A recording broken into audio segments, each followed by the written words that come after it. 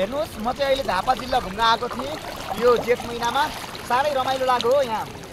गर्मी पनि साह्रै भयो होइन अनि त्यसपछि अब नुहाउन जानु त भन्ने कुराहरू प्लानहरू भयो ठिकै छ त नि अब नुहाउन जानु त भने कहाँ नुहाउन जाने भन्ने कुरा पनि आयो फेरि है बिचमा अनि ल ठिक छ त नि अब झापाको दुमुखातिर चाहिँ एकदम रमाइलो पनि हुन्छ घुम्न जाऊँ 2 दिनको जिन्दगीमा चिसोमा बसौँ भन्ने कुरा आयो स्विमिङ पुलतिर जाने कुरो नै आएको थियो फेरि स्विमिङ पुलतिर चाहिँ नजाने भयो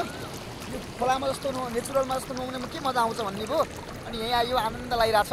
तपाईँहरू पनि यो दुमुखामा चाहिँ एकचोटि आउनुहोस् घुम्नुहोस् अलि माथिपट्टि पार्क पनि रहेछ त्यो पार्क पनि घुम्नुहोस् होइन मलाई त आनन्द लाग्यो झापा घुम्दाखेरि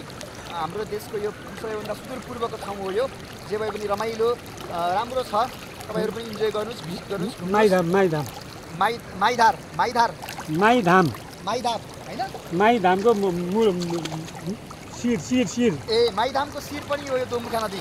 यो कहाँ निस्किन्छ अङ्कल यो माइधाम हुँदै पुरा इन्डिया नदी वा अरब सागरमा गएर मिसिने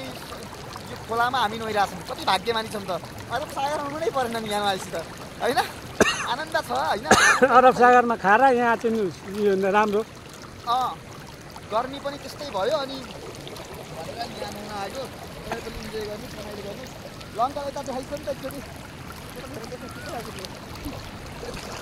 ल है त रमाइलो छ नि ल है त ल एकछिन सिन खिचिदिन्छु म इन्जोय गरौँ जानु यस्तै हो जिन्दगी सधैँभरि ल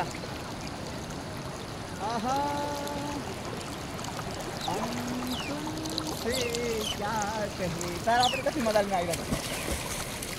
हमसे जुड़ा के क्या करे हम तो